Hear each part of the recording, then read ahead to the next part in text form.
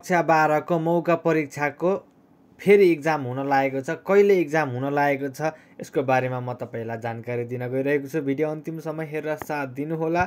योभन्दा पहिला तपाईँको भदौको 30-31 गते इक्जाम हुने भनेर तय भए पनि क्यान्सिल भएको थियो देशको राजनीतिक कारणले गर्दाखेरि। सबै यो कुरा तपाईँहरूलाई थाहा छँदैछ। योभन्दा पहिला पनि मैले अपडेट गरेर जानकारी गराइसकेको छु र तपाईँहरूलाई चाहिँ आज तपाईँहरूको असोजको 7 र 8 गते तपाईँहरूको इक्जाम हुँदैछ। सबै साथीहरूलाई भनिदिनु होला है। र कहिले कहिले हुन्छ के हुन्छ सबै बारेमा तपाईँलाई यहाँ पढेर सुनाउँछु। तपाईँले मजाले बुझ्नुहुन्छ। तपाईँले कृपया ध्यान दिएर सुन्नु मात्रै होला मैले बोलेको वाचन गरेको है।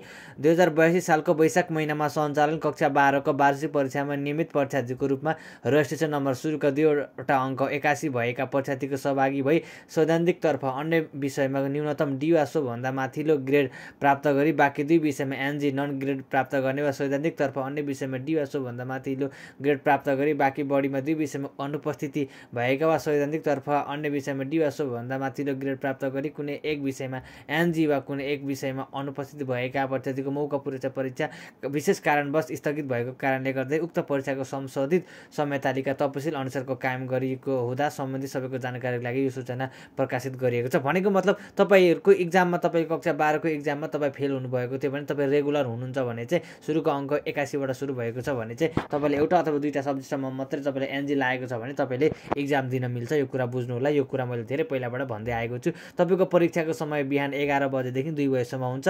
2082 साल असोज 7 गते मङ्गलबार हुन्छ। तपाईँको एउटा मात्रै सब्जेक्ट लागेको छ भने सुरु दिनै हुन्छ तपाईँको यो इक्जाम। तपाईँले बुझ्नु होला। दुईवटा सब्जेक्ट लागेको छ भने सानो अङ्कको सुरु दिन हुन्छ। भनेको मतलब तपाईँको अङ्ग्रेजी लागेको छ भने चाहिँ अङ्ग्रेजी सुरु दिनै हुन्छ र तपाईँको नेपाली लागेको छ भने त्यो दिन चाहिँ तपाईँको दोस्रो दिन नेपाली हुन्छ।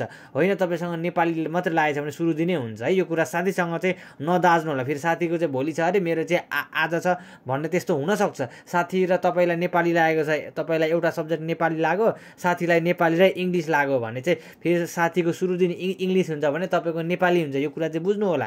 एउटा मात्रै सब्जेक्ट लागेको छ भने सुरु दिनै हुन्छ र दुईवटा सब्जेक्ट लागेको छ भने सानो कोड भएको सुरु दिन हुन्छ। यो कुरा बुझ्नु होला भन्न चाहन्छु। यहाँ स्पष्ट रूपमा भनेको पनि छ। यहाँ म तपाईँलाई पढेर सुनाउँछु। अनिवार्य अङ्ग्रेजी सुरु दिनै हुन्छ। मङ्गलबार भने चाहिँ एक विषयमा मात्रै परीक्षा दिने परीक्षार्थी सबै विषय तपाईँको त्यही दिन हुन्छ। 2 विषयमा परीक्षा दिने परीक्षार्थीको लागि आफूले परीक्षा दिने विषयहरूको मध्येको सानो कोड नम्बर भएको तर अनिवार्य अङ्ग्रेजी र अनिवार्य नेपाली दुवै विषयको मौका पूरक परीक्षामा सहभागी हुने परीक्षार्थीको पहिलो दिन अनिवार्य हुन्छ र दोस्रो दिन चाहिँ नेपाली हुन्छ। यो कुरा बुझ्नु होला। र 8 गते चाहिँ 2 विषयमा परीक्षा दिने परीक्षार्थीको लागि आफूले परीक्षा दिने विषयको मध्येको ठुलो कोड भएको चाहिँ पछिल्लो दिन हुन्छ। सुरु दिने सानो कोड भएको हुन्छ भन्ने कुरा एकदम बुझ्नु होला भन्न चाहन्छु। र यहाँ सबै कुराहरू मुनि लेखेको छ। कति बजे जाने, के गर्ने, कसो गर्ने। तपाईँले आफ्नो रजिस्ट्रेसन तपाईँले फर्म भरिसक्नु भएको छ भने चाहिँ फर्ममा तपाईँको त्यहाँनिर तपाईँको आफ्नो कलेजमा गएर चाहिँ तपाईँले एडमिट कार्ड लिनु होला। अनि त्यसै गरी तपाईँको सेन्टर कहाँ पर्यो तपाईँले आफ्नो कलेजमा गएर सोध्नु होला। तपाईँले मजाले पढ्नु होला। तपाईँले कक्षा 12 को मौका परीक्षा पाउनु भएको छ, इक्जाम दिन पाउनु भएको छ, लक्की हुनुहुन्छ। तपाईँले अलिकति मेहनत गर्नुभयो भने तपाईँले राम्रो मार्क्स ल्याएर पास गर्न सक्नुहुन्छ र तपाईँहरूको इक्जाम राम्रो होस्। तपाईँहरूलाई हरपल हामी जानकारी दिनेछौँ। हाम्रो युट्युबमा तपाईँ एभ्रिथिङ नलेज छ, त्यसै गरी फेसबुक पेज पनि एभ्रिथिङ नलेज छ। तपाईँले हामीलाई सबैतिर फलो गरेर साथ सपोर्ट गरिदिनु होला। तपाईँहरूको लागि हामी